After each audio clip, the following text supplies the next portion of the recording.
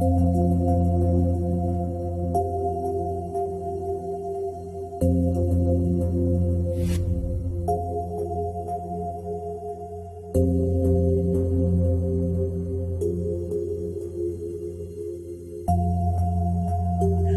what I'll do for the moment, I'll introduce you to a little about her story, and I'm sure she'll perhaps might delve into these in a moment. So Julie's interest in the paranormal actually began when she was just 3 years old. She here mentions that she vividly remembers waving both her hands through air and space, saying there are many worlds within worlds, and I am waving my hands through them, to her to the amazement of her aunt and mother. She was a strange child, they said. It says there that she resides originally from Liverpool, and when I lived there, she was a member of the Merseyside Anomalies Research Association called MARA, and they produced an excellent regular publication called The Researcher, where members could write reports and articles. And all editions of this publication can be found online, and I will post a link to what that link is. So it'd be great to hear about the stories that have been local to Liverpool and the ones that we don't know about around the rest of the country. So besides Mara and The Researcher, Julie has also published a number of books that are available on Lulu on Amazon. And some of these titles are really intriguing. So when we get into the conversation on the other side of her presentation, I'd like to talk to her about those and share some more details about them. And she can tell us a bit more about what led her down this path. Thank you very much for once again coming here and joining ASSAP for a fantastic webinar. As you know, of course, these go up onto YouTube, they go onto Spotify and the various video platforms as well. And they also generate such a wonderful conversation for people to have. And I believe we've now got 212 webinars available that people can watch and see. So if you have an interest in the kind of weird and the wonderful, quite likely there's a presentation about it. So would you like to share with us the stories and the wonders of Wycoller Hall? Yes. Okay, good evening, everybody. As you can see from this photo here, and by the way, I didn't take these photos, even though I do photography now. This is actual Wycoller Hall as it is now. It's actually a ruin. So what happened is I used to be a member of, as Christian said, Merseyside Anomalies Research Association back in Liverpool. Unfortunately, they're no longer going as far as I know, but I am still in contact with a couple of the members. So this is one of the vigils they did, and it's back a few years, but it's one that stands out in my mind for reasons I'll explain. So this was an investigation by Mara. Let me just, okay, so that tells you exactly who Mara was. They were founded in 1996, and their aim was obviously to promote, encourage and conduct objective and unbiased scientific research and investigation into both the UFO and the paranormal phenomena. Now Mara also had a publication called The Researcher, where members could write about their experiences and interests. Now, some of them are online, as Christian said, and he will send you the link. Not all of them are online now, I've noticed. I've got one here as well, which I'll show later, which is slightly different. But what Mara did, it was back in 1997. It was 12th of July, and it was quite a pleasant, warm evening. 7 researchers from the group decided to go along and do a vigil and investigation at Wycoller Hall. And they took along with them Ben, a Kerry Blue dog. And we travelled by cars to Wycoller Hall. Now, Wycoller Hall is situated in a country park near to, and I can't say this word, Combe and Trawden in North Lancashire. So that's up in the north of England. So this is just a very brief history of Wycoller Hall. It was a late 16th century house, and it was built by the Hartley family, and it was extended in the 18th century by the Squire Henry Owen Cunliffe. And basically it was his campaign to try and attract a wealthy wife. The building work took over a year to complete, and during that time an ornate porch and large windows were constructed. But the interior was improved by the addition of a very grand fireplace, which you'll see shortly. The squire mortgaged his property to pay for the works, and when he died in 1818, he left many debts. So, the hall remained reasonably intact until about the early 1900s, though much of it was unoccupied and neglected, because unfortunately some of the stone works were plundered and taken to other buildings. The ornamental porch went first to Trawden and then to Foolridge, while flagstones and steps have been used in local walls. So it has associations as well with the Bronte sisters. Charlotte Bronte is thought to have frequently visited Wycoller village in her many walks around the area. And the hall is believed by some to be Ferndean Manor in her novel Jane Eyre, and was used to illustrate the 1898 edition. And the Bronte Way actually passes through Wycoller, which leads to the Bronte sisters' home in nearby Haworth. So, Wycoller Hall now, as you saw from the first photograph, is actually a ruin now, but it is a Grade 2 listed ruin, and it does form part of Wycoller Country Park, which is situated in Wycoller, Lancashire. So Wycoller itself is a hamlet in the civil parish of Trawden Forest in Pendle, excuse me, Lancashire, England, which is also famous for the Pendle witches. Now, the area is 3 miles east of Cone, can't say that, and dates back to the 10th century BC, so it's very ancient. And it has 3 ancient bridges, including an 800-year-old packing horse bridge, which I'm going to show you now. So these are the main bridges. There's the Clammer Bridge and the Clapper Bridge, and they look a bit fragile, a bit, you know, as if a bit risky to cross, but apparently they're actually quite strong. I'm not actually going to cross them. But the more famous bridge is actually, oh, sorry, I've gone a bit further. Hang on. This is also ancient time, worn steps leading to a brick wall. As you can see, they're quite old and ancient. So that's another feature of the actual ruin that you can find. Now, this is the more well-known bridge, or the one that people tend to walk across. It's the Pack Horse Bridge, and that is marked by 2 archways, which you can just see on the right-hand side of the photograph. Now, the vigil and the investigation does go back a while, but it stands out to me as quite unusual, especially for me, which I'll reveal in a moment.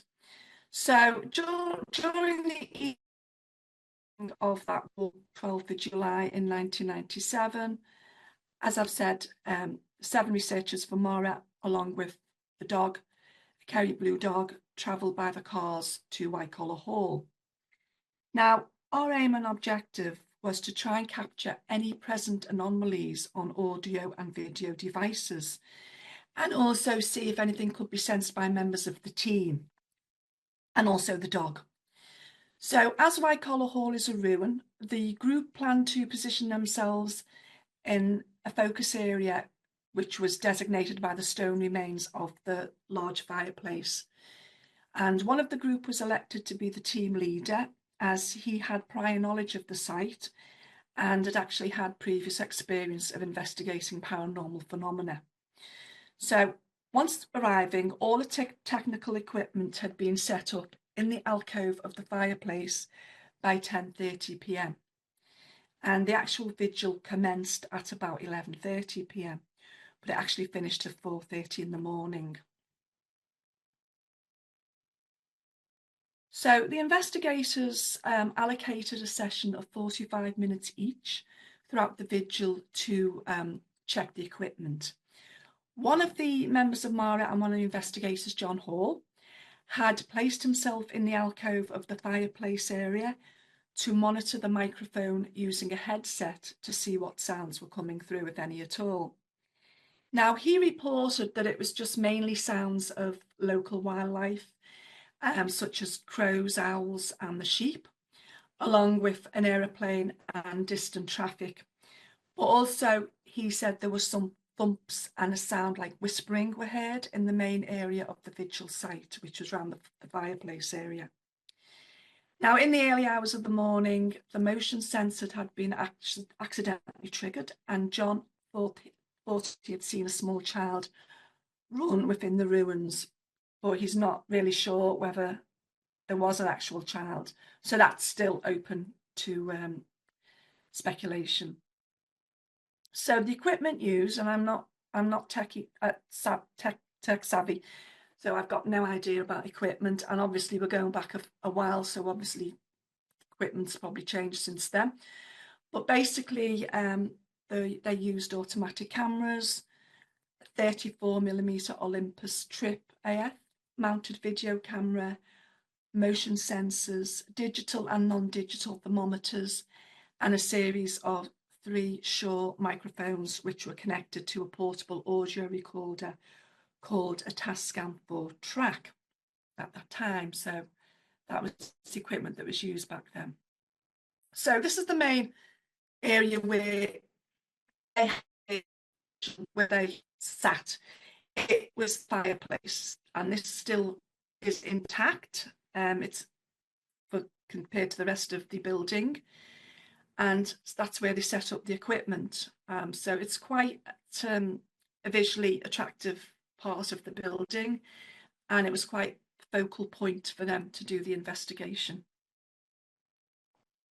And this is just another part of the ruin, because when we arrived there, obviously it was the middle of summer, it was still light enough, so we did have some time to explore the ruins and look around the area. And when I first arrived, I was feeling quite okay, but I wasn't feeling okay as the time wore on.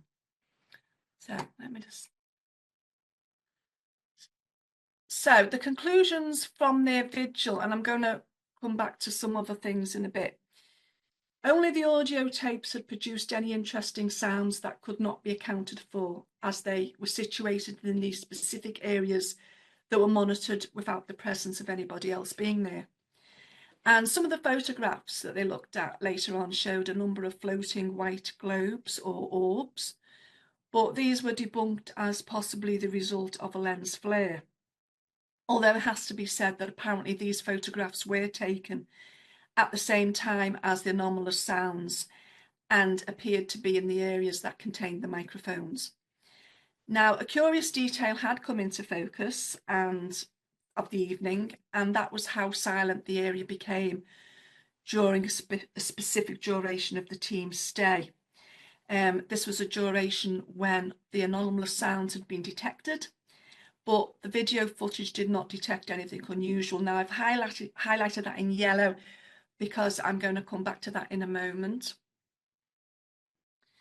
Now, just to briefly mention the dog, because we took the dog as well, because obviously dogs are reputed to be very sensitive to paranormal phenomena. So we wanted to see if the dog could pick anything up. But the dog slept most of the time throughout the vigil, except for 2 occasions, where apparently he did react strangely to something. Now, the first time was after the first session around 1 a.m, and the dog refused to enter the area of the alcove of the fireplace, and he seemed to display behaviour as if he was uncomfortable being there. Well, he eventually settled down, but then there was a second occasion, and this was seen as more significant because at approximately about 3:30 a.m, which is supposed to be the magical hour when strange things happen anyway, when it started to get a lot colder, the dog suddenly woke up from sleeping and started growling and displaying some agitated behaviour. And I'm not sure whether that was recorded or not. And at that particular point, a sigh was heard by the team members and may have been heard also by the dog. And there were also some knocks and thumps, which were all recorded but could not be accounted for. Now, I'm going to tell you about my experience now, because as it turned out, even though I went along with them for this vigil and investigation, I ended up not being directly involved in it because I became so unwell. When I first arrived there, I was fine. I was walking around the ruins. I was looking at everything. But as time wore on, as the evening wore on, I started to feel really unwell. And basically, I started to develop a migraine. And I do have migraines, and I've had them for decades, but this was quite different. So I ended up my entire time during the vigil down, a bit further down in the car, where the cars were parked further down from the site of the ruin. And I was so unwell, I just had to go down and lie down there. And obviously, because I had this migraine, I was starting to feel nauseous. So I had periods where I started to vomit as well. So every so often I had to open the car door, put my head out and be sick. So it wasn't a pleasant time at all. However, it was during these times that I noticed some, or I experienced some strange things I can't account for. At one point, I did notice the quiet stillness that seemed to descend and other anomalous sounds. It was at the point where I was being sick. Oh, and I want to mention something else as well, before I mention about the experiences I had. I took a mobile phone with me because I thought, well, it's a good idea to take the mobile phone because we're going in a couple of cars, we're going out into the middle of nowhere. If anything happens, if the cars should break down, at least we've got a mobile, for contact. But what I decided to do was my phone, I completely put it on airplane mode and I completely switched it off because I didn't need it. But it was in the car with me while I was, trying to rest, and I was so unwell. At one point, I heard a noise coming from the mobile phone. Now, in those days, at that time, it was like, if you remember when you used to get a call coming in to your mobile, you'd hear like that sound. It was almost like a static sound. It was like you knew a call was coming through. And I thought, well, the mobile's switched off. So how can anybody be calling? So I tried to rationalise it, and I thought, well, maybe for some bizarre reason, it's interacting somehow with the equipment up on the site. But I wouldn't understand how that would work anyway if it did. So anyway, that was a strange thing. And I must say that when we did get back, when we left the site, that mobile phone was completely dead. The battery was gone. It was completely dead. So anyway, it was during the time while I was in the car after experiencing the strange incident with the mobile phone. I was quite unwell, and I remember I was in the car, and the left hand side of the passenger doorway on the back seat, I had to open up periodically to basically be sick. Now, on the one occasion when I opened the door to be sick, I suddenly realised how it was like a strange atmosphere had come down. It was so eerie, it was so still and quiet because there were some animals in the field. I think there was some sheep, and you could hear them anyway. And then it just like everything was shut off. It was just like it just went completely so still and quiet. But there was like this eeriness, which was very, very prominent. But because I was so unwell, although I noticed it, I thought, well, there's nothing I can do. I'm too ill. I don't care. And then the next moment, I heard these other sounds. I heard, and it must have been, I don't know if it was on the left-hand side of me, but I had the door open because I was being sick. I heard the sound of a galloping horse, the hoofs of a horse. And I thought, oh, goodness, there's a horse running random in the field or whatever. And I can't remember seeing any horses anywhere around the site when we first got there. And then I heard the loud cracking of a whip. And then I heard an accompanying female scream. Now, obviously, I was still so unwell, and I thought, well, okay, I've heard these sounds. I don't know what's going on.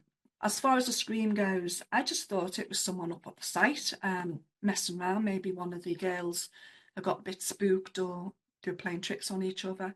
So I just put the screen down to coming up from up on the site.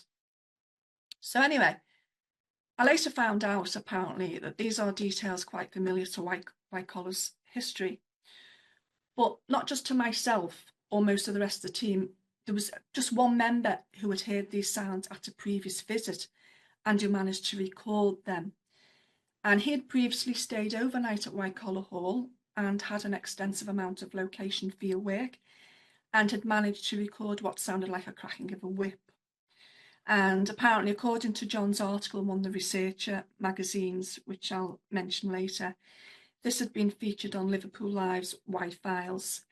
And in addition, he also mentioned that he had heard a woman or female voice humming a tune. Now, I later asked the team, did any of them let out a scream? Were they messing around or anything? Or did anybody get spooked enough to scream? And they said no, there was no screaming up at the site, or they couldn't hear any scream. So that was that part of it. And an actual, one member did actually say to me, do you think you might have been hallucinating because you had a migraine? And I can tell you now, no, because I had migraines for like decades, and I do not hallucinate for migraines. And the fact that those sounds were later verified as being sounds which have been heard in Wycoller Hall previously leads me to believe that obviously it wasn't hallucination. So I'll just go to the next slide. So the key points of this investigation, or from my experience, really, it was the fully charged mobile, which was put on airplane mode and switched off to conserve energy. And what was it interacting with? Why was it making that noise? Maybe somebody could explain what that could have been. That, because while I was in the car, I did hear it making this sort of static sound they used to make when a call was coming through. But it was strange because it was switched off, so that shouldn't have been happening. And obviously later on when we left the site, and I checked my phone, it was completely drained, the battery. The other key point is the atmosphere and the environment suddenly going eerily and quietly strange and still. And the members of the group up at the site during the vigil also noted that periods of time as well. And I don't know whether that they experienced that at the same time I experienced it. And the other sounds were the galloping horse, the cracking of a whip, and a female scream that I distinctly heard. So my conclusion is, my personal conclusion, and I tried to rationalise this over the years and I have not been able to, and especially when I found out later that other people have visited the site, have heard a galloping horse, have heard the crack of a whip. And I tried to rationalise and think, oh, someone stepping on a twig, and the sound has been amplified in the dead of the night. But obviously it was quite a loud cracking sound. I personally think maybe they could have been due to the stone tape theory, or recordings playing themselves out and repeating. But my question would be, how often does this happen? Is it regular, or is it only at certain times of the year? And were those sounds picked up on the recording equipment? Apparently not, because they would have mentioned it. They only picked up various sounds, including the sigh, sort of like a human sigh that a team member heard. And they noted the behaviour of the dog. And maybe that is also due to possible stone tape theory, hearing the a sigh or whatever, and maybe animals can pick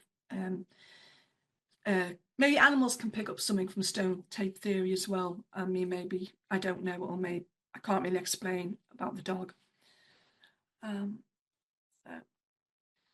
So later on, I looked at was there any possible ghosts and paranormal phenomena related to Wycoller Hall. And yes, there are several ghosts and ghost stories. And it is the site of several, and one main one concerns the murder of the wife of one of the squires of the hall. His name was Simon Cunliffe. And during the reign of King Charles II, the squire and his hunt were pursuing a fox. And according to the story, the fox ran into the hall and up into the woman's chamber. The hounds pursued it and attacked it, with Simon Cunliffe riding his horse into the hall and up the stairs. And finding his wife terrified at the scene, he cursed her cowardice and raised his hunting crop as if to strike her, and she sadly died of fright. That's according to the story. Maybe was that the horse I heard? Was that scream I heard? I don't know. So there has been stories of a horseman and a woman in black. Apparently, this horseman is a ghost. He returns the way he came. He's usually seen once a year during stormy weather when darkness has fallen. I didn't see anything, obviously only heard it, but it was the middle of summer. Maybe people can see him during stormy weather. The squire is supposedly still seen at night returning to the hall. He's dressed in the costume of the early Stuart era, and the noise of his horse has reportedly been heard clattering across the bridge and up to the hall door, and then up the stairs can be heard, followed by a woman's screams. And that really stood out to me because that's exactly what I heard. The galloping horse, horse hooves, and a scream. So the woman in black is known as Old Bess or Black Bess. And these aren't actual images of them, these are just like things taken off the internet to give you an idea. So we've got like a woman in black legend at Wycoller Hall, and we've got a phantom horseman. So here's some references. I can send those links out if you need to know more. Now, the researcher publications, I actually wrote this up in The Haunting of Wycoller Hall, issue 2, winter 1998, but I can't find it, and it's not on the website when Christian sends you the link to where most of the researchers have been uploaded to. Now, John Hall, who was a member of Mara, and he was at the vigil, obviously, he actually wrote up an article about it and a report. It was called A Wired for Wycoller, an overnight surveillance. And that can be found as well when you go to this link where you can upload them, because that was their publication. Although they did another publication, which I'll show you at the end, which is slightly different. It's called The Paranormal Researcher. So thank you for watching. And I just want to make one more point before I finish.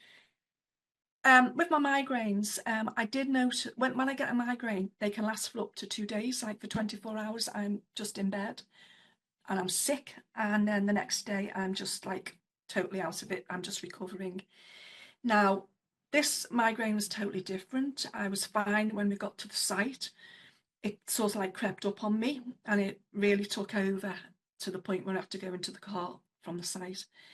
As we left Wycoller Hall the next morning, my migraine started to dissipate. It went by the time we went back to one of the members' houses for breakfast. My migraines don't do that. So that was really strange. One of the members of Mara, who was sort of like mediumistic, unfortunately she's no longer with us, Elaine, she did mention that sometimes some people can get migraines when they go to areas where there's paranormal activity. I just thought it was so strange that my migraine come on so suddenly, and it went so suddenly, and they're just not like that. And I did notice though, for about a few weeks after going there, I was very, very fatigued. It took me a while for me to get my energy back. So that was my experience. It always stands out to me because even though I wasn't actively involved on the site in the vigil, I had these experiences on my own down in the car. So thank you for watching, and if you've got any questions, I'll try and answer them. It's the ruin. It's in a country park, you say, so it's open to everyone. It is. It's free to go to because it's part of the country park, so it's free to the public, but it's only open at certain times. I got you. I understand. Okay. So I mean, I was looking in the background before you showed some of the stories that you found there. I mean, did that history, the characters that have been reported there, did that frame the activity and your investigation parameters with your leader? Well, I knew nothing about Wycoller Hall when I went. I can't remember whether it was just a last moment decision we made or whether it had been planned, but I knew nothing. And I think some of the members didn't know anything either, except that one person who'd previously been before, but he may not have mentioned anything about it because obviously we went there and we wanted it to be quite blank. So, we weren't influenced by any previous experiences. And it was only like, because obviously one of the members, because I was so ill and I had a migraine, and one of the members said, "Do you think you could have been hallucinating a little bit?" Which I thought was a bit, well, no. But it was only when I looked into it afterwards, I thought, oh my goodness, the scream, the horse, the sound of the horse, and the crack of the whip. Other people have experienced that. So that was what really hit me, that I had experienced that. And it was just so unusual. I've never been back by the way. I'd like to go back. It would be in the daytime, obviously, because I don't want to get ill again. But it is a fascinating place. It's a lovely environment, even just to go and have a look at the local park if you didn't want to do a vigil. But I'm sure it would be very interesting for someone else to go and do a vigil up there. Have you heard from any other investigation groups who have been there? Did they have any other experiences similar to your own? I don't know, but what I found out, there are some videos on YouTube, Wycoller Hall. So obviously other groups have done it. Yeah. I haven't had a chance to look at them yet. So I might be doing that over the weekend just out of curiosity. But I'm not aware of any because Mara's no longer together as a group. I'm still in touch with a couple of the members, by the way. But I've no idea. I know in the slides I mentioned one of our members had done a previous vigil up there. Yeah. And he's associated with other paranormal groups. So, well, he's no longer in Mara because Mara's no longer exists. Sure. I think they've all gone their own ways or they've joined other groups. Yeah, sure, I get that. That can happen. As people move on, life moves forward, and people go in different directions, and that shouldn't be held against people when that happens. No, it's always a good way. And sometimes when you find your energy and you mix with other people, you make your own progression. So it's always wonderful. Now, actually, one of the questions I wanted to touch on here, I did write it in the question box here, is with that connection to Jane Eyre and that 1700s era. Do you know if anyone has attempted what is often known as the Singapore experiment, or as John Sabol would call it, as the historical excavation? Where people dress in period clothing and act as such from their area. Do you know if anyone's done that? I'm not aware of anybody doing it. Somebody may have done it. I'm not aware. I didn't actually go into full research into Wycoller Hall, but now I'm quite interested in it because it's been so long. And the only reason why I wanted to talk about it as well is because it's one of the areas which really stood out in my mind that affected me personally. And despite the fact that I couldn't actively engage in the vigil up on the site, I still had experiences there, which other members didn't have. So now I'm more motivated now all these years after I look into it more. So that'll be an interesting thing to think about and see if anybody has done it or would be willing to do that sort of thing. So are you in contact with anyone who's in that Liverpool area? I mean, I guess there must be quite I'm in touch with about 2 or 3 of them now. Yeah. Oh, fantastic! That's really good. That's really awesome. Yeah. I mean, I was looking before we go into the questions a little bit later. I mean, I guess I've already thrown a couple your way, so my apologies. I was actually really curious when I was reading your bio. It mentions that, of course, you've written quite a few novels, and I wouldn't mind actually just sharing a bit about what they are. I mean, because of course they talk to the paranormal topics. So you've got one here called The Wittering Weasel, which actually is a fictional story based on Gef the Talking Mongoose. Yeah, it is. Yeah. So come on, share that. Yeah. Well, because I did a talk a while back on Gef the Talking Mongoose, and I actually became quite obsessed with them years ago because I went to see an exhibition in Liverpool at the Blue Coat Chambers about him. And so I managed to get hold of a copy of the book that Harry Price wrote from the library in Manchester, the Manchester University Library, because it's out of print now. And I read it and I was absolutely fascinated with it. And I thought, you know what? I thought, I really want to write this, but I got so engrossed in the personality of this mongoose. I thought, I think I'll write like a fictional novel based around him, like this comical little quaint paranormal creature. And that's what the Wittering Weasel is based on, because he was like a weasel, and people thought he was a weasel even though he claimed to be a mongoose. So that's what that book's based on. And the characters in it are all based on some, like, if you know about the case, you'll understand the characters in the story. Some of them are fictional, but some of them are like based on like Harry Price, and you know. No, that's really fantastic actually, to take for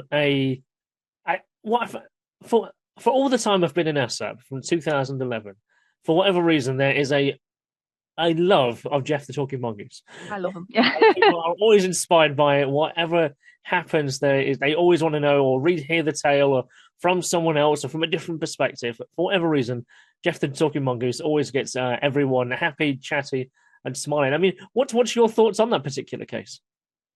I've got obviously so long ago, and it's very hard to come to any conclusions now. But I would have a few ideas. Was it a hoax? I don't know. Was there other issues involved with the isolated family being in such an isolated place? There's so many things. I did a talk about it. It's on one of the webinars, so I've explained what the theories around it. Was it a thought form either created by the father or by the daughter, or even by the mother? And they've sort of all collaborated, and because when you get like the Philip experiment, when you get a few people and they all want to conjure up this fictional creature or fictional person, and maybe that's what happened. I don't know. It's still an open case, even though it's a case now where it's impossible to do any further investigation because everyone that was involved has passed away. And actually, I believe there was a film made about it a couple of years ago, and I've not got a chance to see it yet. Is this the one with Simon Pegg, isn't it? With the, I think it's been misunderstood. I mean, we saw the trailer and everyone thought it was a bit of a kind of hot fuzz-like take on Gef the Talking Mongoose, but actually, it's actually quite serious. Yeah. It's about obviously the relationship with Fedor, obviously, and the people around it. So it was advertised perhaps in the wrong way. Even though it's Simon Pegg, it was clearly advertised as a Simon Pegg-like movie. And the film is actually really good, but it's not taken in the same way as that you would like Shaun of the Dead or whatever. It's definitely worth a watch, and it's really enjoyable. It wasn't on any of the major cinemas, was it, really? It was only on a few selected cinemas, and it was only on like about a day or two, and I missed it. Yeah. I believe it is on Amazon Prime. I have seen it listed on there. Yeah. I mean, I know there's some questions waiting there in the wings, but again, I want to tap a few more of these books that you've got here because their topics really interest me, and I'm sure they will touch many of the paranormal community as well. We'll return to that conversation in just a moment. But if we have an ask of you, we ask that you hit the like button here, we ask that you hit the subscribe button. Now, the reason is, for you it is just a moment, but for us, it really helps the algorithm find our content and other people find what really is deeply interesting to them. Is the tale of two witches that became a tale of three witches, based on their own witch dolls? Well, what it is, that's actually a fictional novel. Okay. But it's based on these dolls. I mean, they're over there, so I'm not going to get them out. But have you heard of the Pendle witch dolls? Of course, yeah. You used to. Well, there was a shop in Pendle that used to sell them. Unfortunately, they no longer make them, so they're out of production. But anyway, I bought a couple, and I also bought another one from America. And the whole fictional novel is around these dolls. And the question was, do dolls have personalities?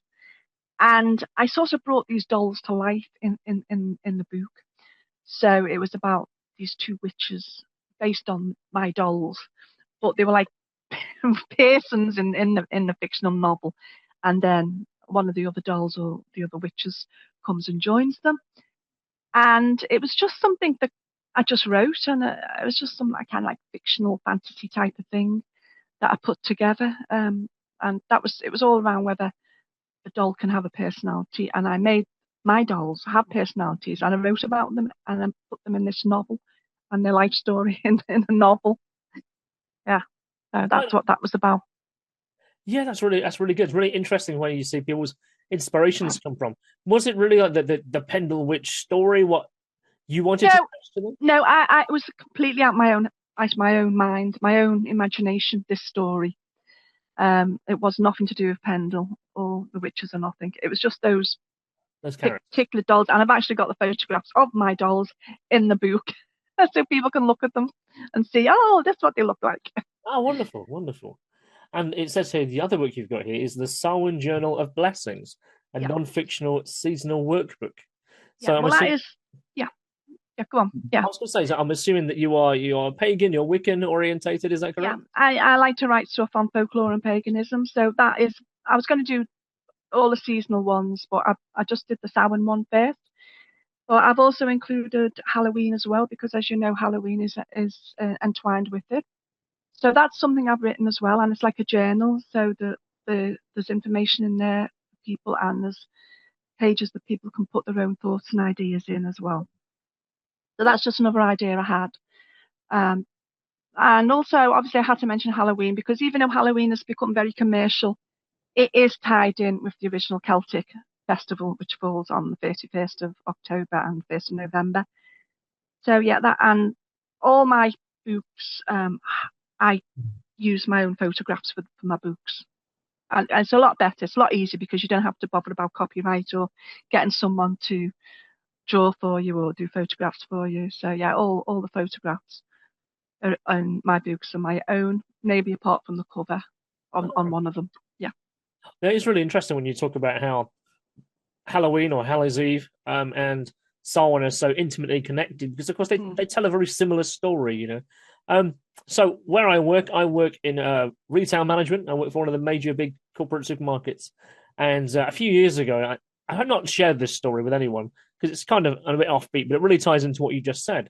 There was kind of internal press release basically between the management teams from the head office down to the stores, and it was talking about how they wanted to merge the Mexican Day of the Dead festival with its designs and motifs, its skulls, very beautiful, very pretty, with Halloween over here, and make that the standard look for Halloween going forward for the next 5 years. And I was really interested because, of course, I know of the connection between Samhain and Halloween, but it's interesting how almost like the modern corporate image wants to merge with another image that perhaps has a face to it, has these skulls, has these very pretty images, you know, girls walking through the streets, characters obviously dressed as the dead characters and taking that around. And that is the image, that is the corporate image they wanted to place on Halloween, because Halloween each and every year doesn't really have a face or a character to get behind other than like the folk vampires and Frankenstein. So it was really interesting to see how they wanted to do that. Was that in this country? It was, yes. Yeah. Yeah, because you see, the Day of the Dead is not indigenous to this country. No, and it originates, like Halloween originates from Samhain, which is an Irish festival. So maybe using Day of the Dead imagery, I don't know whether that would be, whether that would be really, I don't know. Culturally insensitive, perhaps. Yeah, not just that, but whether it be maybe okay for over in America or whatever, but it's just, I don't know. Yeah, I watched it and I was like, oh, are they trying to force effectively a new folklore, a new image to a tradition that already exists in the cultural zeitgeist? And it was to watch why they wanted to do that and to watch this amazing presentation with all these bells and whistles, and they were showing all this like paraphernalia and images and what the Halloween designs that would look like for that particular year for the next 5 years will be rolling out. I'm a bit like, Yeah. I feel like we're losing something if that was to happen. Well, exactly, because not only would you be bringing in something from over the water and the Americas, it's Mexico, isn't it? Yeah. And all they do the Day of the Dead. And they may have different ways of celebrating. They may have different beliefs to maybe the Irish connection or the Celtic connection. And Halloween in itself has become so commercialized. It's become ridiculous. It's just like you go in a supermarket and it is all like over the top horror, gore, blood and gore and stuff. And really, that's not really what it's really originally about. Caroline, my lovely, I can see that you're waiting in the wings there, tapping away. Would you like to just jump in and say, hey, anything you want to add? Well, yes, I know a little bit about the Day of the Dead. I've had a quick research back through that previously in South America, also known as the Dias de la Muerte, which is the Day of the Dead in their own natural tongue. And in some parts of South America, what they used to do was to dig up the remains of their family, bring them in the house, and have a big party and celebrate. Yeah. So it's not just a case of a day of remembering as Halloween would be to celebrate that way. They actually had their family with them in the room. Yeah. I'm not so sure I'd like to follow down that route of celebrations. And, it's a bit whiffy. You'd need a little bit of air freshener at the end of the party, wouldn't you? Yeah. But yeah, so South America, I think, can keep the ritual as far as I'm concerned. It is spectacular. If nobody has seen it, I've actually seen the parties and the costumes that they wear. So a great deal of effort goes into it. But Julie, what have you got planned for yourself for the rest of this year? Either pagan or for you, where can people find you? How do you mean? How do you mean? Have you got any pagan, like rituals that you're going to be attending, or? No, I don't personally attend any, but I do observe. So, for example, the next one that's coming, we've got spring equinox coming up, haven't we, next week?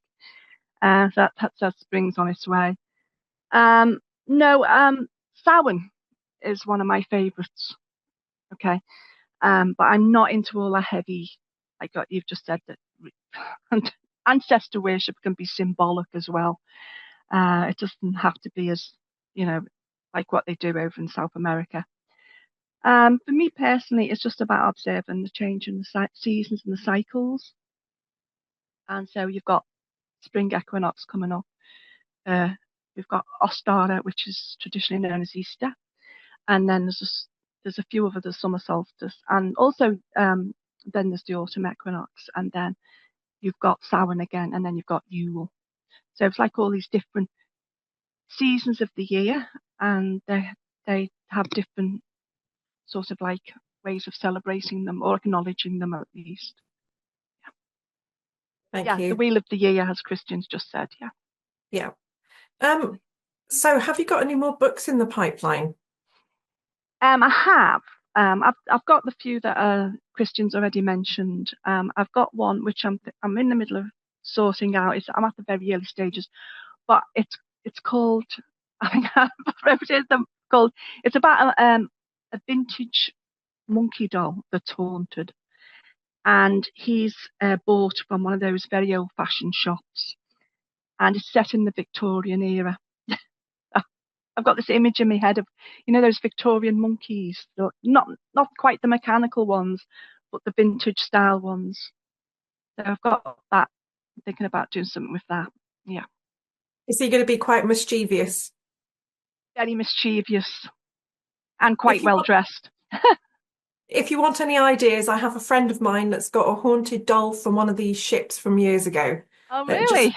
Yeah. So I can put the two of you in contact and she can give you a few hints and tips of the mischievousness that she's experienced through this doll that she got from a charity shop. So where is it now? What has she still got it in her house? Yeah, she tried to offload it to me, but I have enough problems with my haunted house without having something else coming in as well. But yeah, so like all good writers, you've got a book on the go. So we'll look forward to seeing that one when it comes out. By all means, please advertise on ASSAP and come back and tell us about that book when it's nearer the time for going to print. Yeah.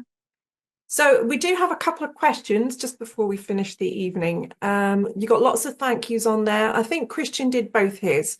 Did you do about the history and the characters being reported frame the activity of the investigation parameters? Did you do that one? I one, did. sorry. I did. Yeah, okay.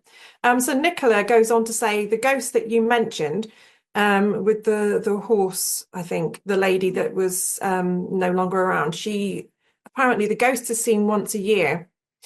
Did I get it right that it's only on a stormy night and it's the same night anniversary of something, or is it a random memory? Yeah, that's something I'll have to look into, because I actually read that the horseman or the horse rider is reportedly seen on a stormy night in the dark. And I don't know whether that's at a certain time of the year or if it's in just on stormy nights. I don't know, but that would be something interesting to look into, or whether it's just local folklore. I don't know. The woman in black has also reportedly been seen. I'm not sure how often she's seen.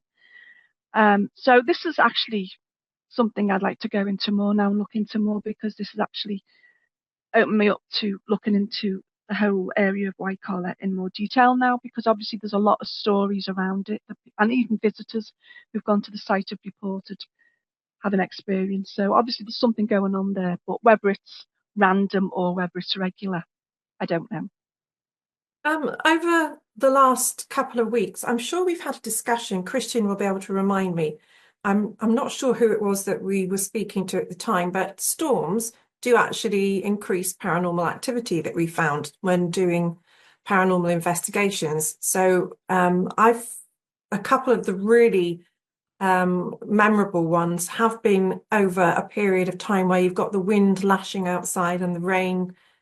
Not necessarily thunder and lightning, but really stormy nights it adds to anticipation. And obviously you sit and you feel the chills, of what could happen when you're in a haunted premises if you've got the wind around you. But yes, do you think it could be that it happens on a stormy night because that's what happened originally when the person passed? Or do you think that it could be bringing and heightening the paranormal activity? I think if it's happening because the actual original event happened on a stormy night, I think that's probably something to do with the stone tape theory. If it's happening, if it's not a stone tape theory and it's happening on stormy nights, is that related to the electricity that's generated from the storm? Because we know energy can interact with the paranormal. So that's another way of looking at things as well. I think that would have to be looked at more. And this is why it'd be interesting to find out people who've seen these ghosts or witnessed them, have they recorded when they've been seen, and is it a regular thing? Is it every year, or is it just on stormy nights randomly? But then again, because it's such an isolated area and it's a ruin, I should imagine people would have to be up there pretty regular to sort of like account for that, or there'd have to be at least regular investigations to document if there's a timeline. So on the advert for you coming and doing the talk, there was a chap who said that he'd been there and done an investigation. He has put on to ASSAP to have a post approved, but I've left it on purpose until after your talk. So later on this evening, I'll accept that. And it's about his investigation that happened. And he also did a talk for a podcast. I've forgotten who it is. Spooky Isles, it's a Spooky Isles podcast. So I'll accept that a bit later afterwards. And it might give you some more information from any experience that he's had. Yep, so good. Yeah, thank you for that. You got lots of people saying thank you very much, Julie. Nicholas also said she enjoyed it very much, although she was with her builder and she couldn't hear all of it. But as usual, they'll be going on to YouTube and other platforms a bit later. So if anybody's missed it, then they can catch up with it on there. Bill Eyre wants to make a comment.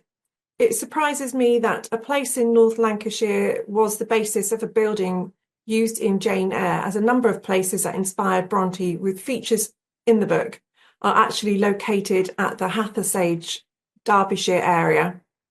Bronte spent some time living in Hathersage. Oh. Are you aware of this, Julie? No, because that's another area I want to look at, because the more I've looked into this, the more things are popping out. Like the Bronte Association of the Brontes. I haven't really gone. I mean, this idea that the Wycoller Hall was used as the basis of the house in her book, I only found that out recently. So, and I don't know whether that is actual fact or not. Oh, So you're talking about the Derbyshire area, yeah.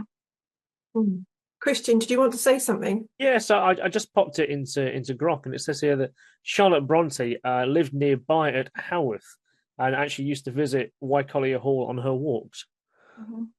So I guess that's where that inspiration comes from here. Many believe it served as the model for Ferndean Manor in Jane Eyre, and it draws parallels between the Cuncliffes and the novel's characters, Henry Owen Cuncliffe resembling Rochester's father and Elizabeth Cuncliffe. Oh, there's a question here from Nicola. Are you related to Don Boyd? No, not as far as I'm aware anyway. Maybe that's some more research you need to do. Who is he? Who is he? I don't know. Nicola, if you want to unmute. I don't know if Nicola's still here. Fair enough. Yeah. No, I'm afraid I don't know. But it's amazing how when you start doing research into family, how it chucks stuff out at you that you weren't always necessarily in knowledge of. I've got a very interesting family history that I've been researching. I'll leave that for another talk because it's a whole story on its own. But right, I think Christian does this on purpose. He puts in stuff that I've never heard of. And I don't know if it's to make me look silly because I can't actually pad this out, but I'll give it a go. The Guy Trash or Padfoot is a fierce black hound with saucer-sized red eyes. It's said to stalk Wycoller lanes and a harbinger of doom for those who encounter it. I've never heard of a Guy Trash or a Padfoot. No. Have you? I haven't. No, I haven't. No. I assume they're related to like the black dog phenomenon, basically, or the phantom hounds kind of thing. And they apparently were large black hounds that stalked that particular area as well. So there's an interesting tie-in too. And the other thing I mentioned there is that Simon Cuncliffe, who apparently may be a fictional character, is said to appear in Stuart-like attire with like kind of the long boots, the long cloak, riding a black horse. Apparently he appears when it's a full moon. It's a full moon tonight. So there might well be a ghost of an apparition appearing at the hall this very evening. So if you are nearby in Liverpool, go and have a look. Well, now that you've said that, I'm going to go back and see if there was a full moon on that night in that year. All right, okay. Julie. Hi, it's Nicola. Hiya. Don Boyd, great friend of mine, won BAFTAs and whatever, and his wife, June, had a best-selling book. And I sort of thought, yes, you're very theatrical and you write books. Maybe you are related. No, I don't know. I don't know. Not a problem, but it was a lovely, wonderful talk. Thank I you. thoroughly enjoyed it. Thank you. While we're talking about family relations, James Statten said, "Are you related to Tommy Boyd?" No, and I don't know who he is either. Hold on. Oh, no, hold on a minute. My great-grandfather was called Thomas Boyd. That's a connection. There is a connection. Just a coincidence. Yeah. So I'm definitely. related to, but not anyone living that I know of. If there's anybody else who has a question for Julie, would you like to unmute yourself? And by all means, you can ask direct. John, you've unmuted yourself, have you? Did you want to ask a question? No, he's muted himself again. Can I just jump in? Somebody You may. mentioned, I think it was Christian, mentioned the term padfoot a minute or two ago. Yeah. The term padfoot or padfeet for the plural is used in Yorkshire. Oh, And I have a book here called More Pick Ghosts, Padfeet and Poltergeists, which was given me by the author, Liz Linehan. oh wow. So that terminology is used in the Yorkshire area. Ah, interesting. Has anybody had the sort of experience I had with the mobile phone? When I mentioned the mobile phone that was switched off, and it was making that noise, and then it was completely drained of energy the next day. The battery was drained. I just finished reading a book, I think it's called The Haunting of Alma Fielding, where she had allegedly dramatic poltergeist phenomena taking place around her. And she kept getting problems with the mobile phone doing that sort of thing, coming on, even when it was switched off. When I've been dealing with high-end poltergeist cases, we've had, and I've never experienced it with anybody else on just a general chit chat, but if we're talking about the case, we've had interference on the phone while we're talking, and almost like somebody's in the background talking over us with interference, and that's only been on 2 high-end cases that we've dealt with, and it was the same phenomena. And then I had a private case call me with poltergeist type activity that they've claimed, and the client and I were talking, and we were having a lot of interference, but not for the phone draining, no. I've had camera batteries drain, but Yeah, equipment drains. Yeah. Cameras have drained.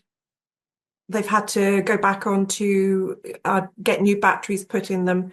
Yeah, we've had that energy, drained out that way, but not my mobile phone. But you could have specific behaviour to specific areas, like Brayville's Castle. Their phenomena that they have is that everybody hears auditory phenomena, but it's never caught on camera. But everybody hears it. It's loud. So it could just be the phenomena that's specific to that area. Interesting. I don't know. Carolina, who do we have next week as our next guest? So next week we have a lady that she's called Lisa Jane Holman. She is new to speaking in the paranormal world. She's had her magazine article out in Haunted Magazine this week. So it'll be interesting to hear from her, and it's all about para-unity. So is it possible that we can have para-unity within the field, in the phenomenal world? So we're looking forward to having Lisa Jane Holman on next week. So that will be good. Julie, thank you again from everybody at ASSAP. It's been a pleasure. We'll book you in for your next talk when you're ready to deliver one. So please contact me when you've got the next book out, and we can go from there. Okay, thank you. Sounds great. Thank you. Back to you, Christian. No, I think that rounds up everything here tonight there is to talk about. So, like I said, Seriously Strange 162 is on the way. It is being developed in the background, has been all week. Putting those articles of what have been submitted our way into that format. I believe Bill has a e-news going out in the next week or so. Is that correct, Bill? Yes, it'll be going out on Monday. Brilliant. So everyone can keep in contact with what's going on there. I've got some stuff to add in that for you. I know you emailed me, and I'm going to need to poke you and send you some stuff over. So that'll be really good. So I guess it's a goodbye from me, Caroline, Bill.